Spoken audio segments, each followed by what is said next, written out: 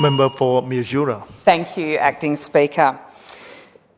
Today I rise to speak about the recent amendment from the member for Lowan on the Drugs, Poison and Controlled Substances Amendment, Bill 2023, that all the words after that be omitted and replaced with the words "this bill be withdrawn and redrafted to prevent a medically supervised injecting centre from operating in the near proximity to schools, childcare centres and community centres." Now, I know I'm a very practical person, but surely I'm a very common sense person as well, and surely this makes sense to everyone, and also a mother with primary school aged children. So obviously have very strong feelings about how I would feel about an injecting centre next to my children's school. My main concern with this bill, as we've all said, is not the injecting room itself. We all know that those suffering from addiction need support. Obviously they do, and more needs to be done.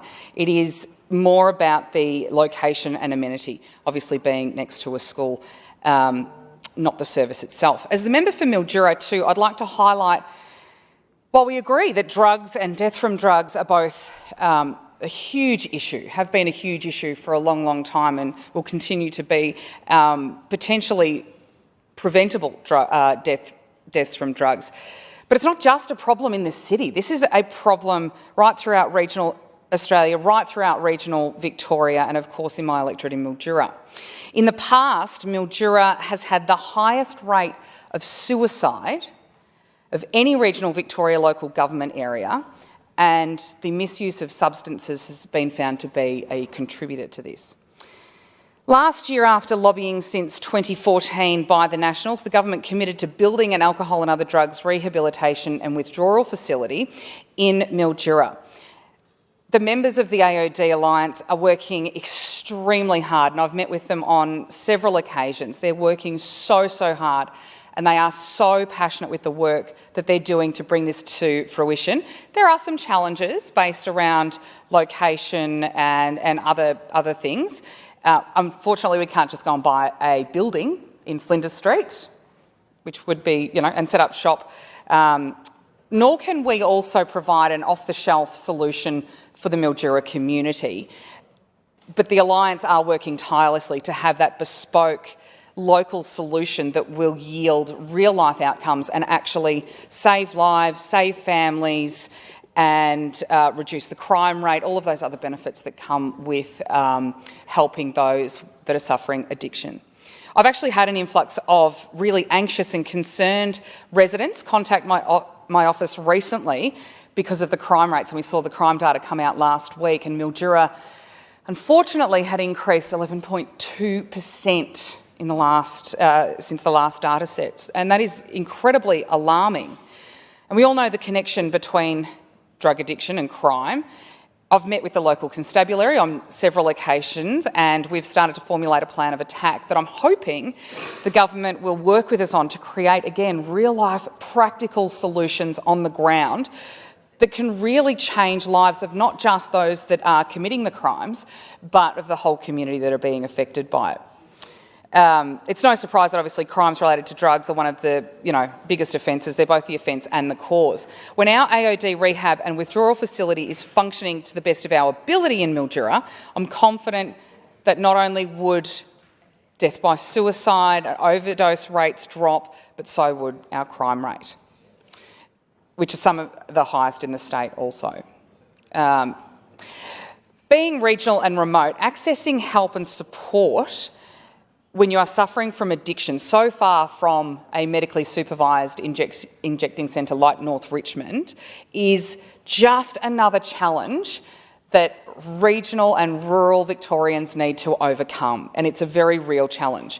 It can mean leaving family and friends, and that's not just for a day or two, because it takes a day to get here and a day to get home. It can be for long periods of time. For most, this is either impossible or completely unimaginable. And if these people don't get the help, their addiction continues and they continue on a downward spiral, and that's not what anybody wants. I'm going to share with you a story.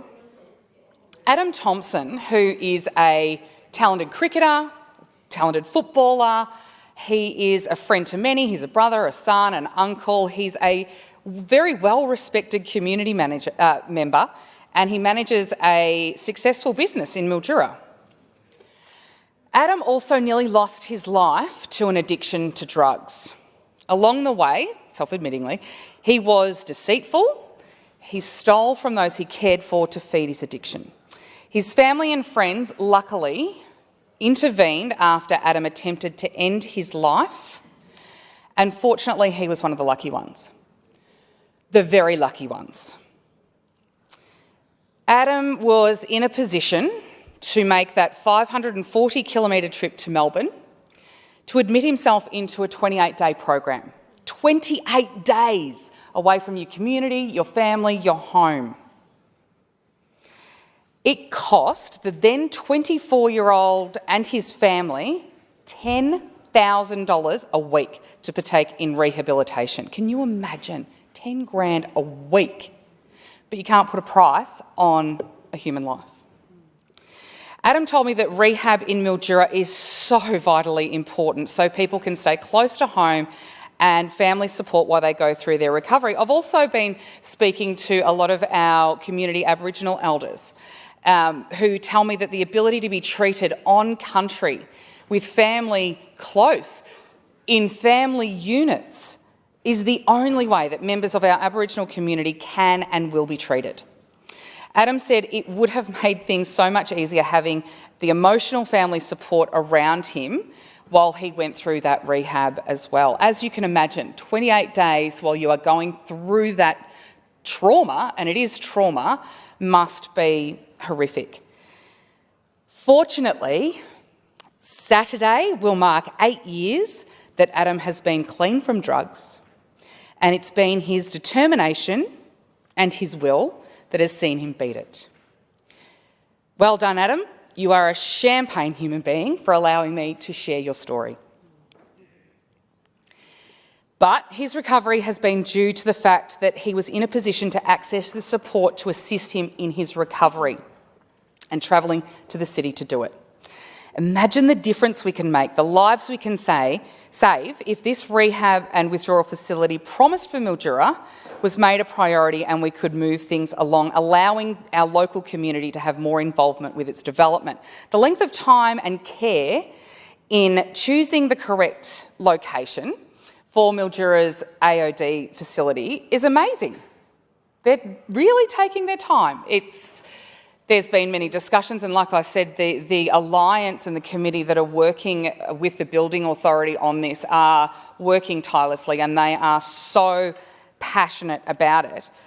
But I believe that the same consideration should absolutely be given to medically supervised injecting rooms now and into the future, which is why I support this reason amendment from the member for Lowan. It just makes sense.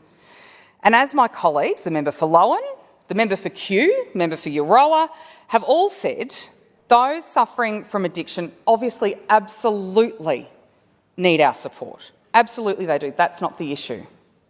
It just needs to be in the correct location, not next to schools, childcare centres or community centres. So I'm more than happy to support the member for Lowan in her reasoned amendment.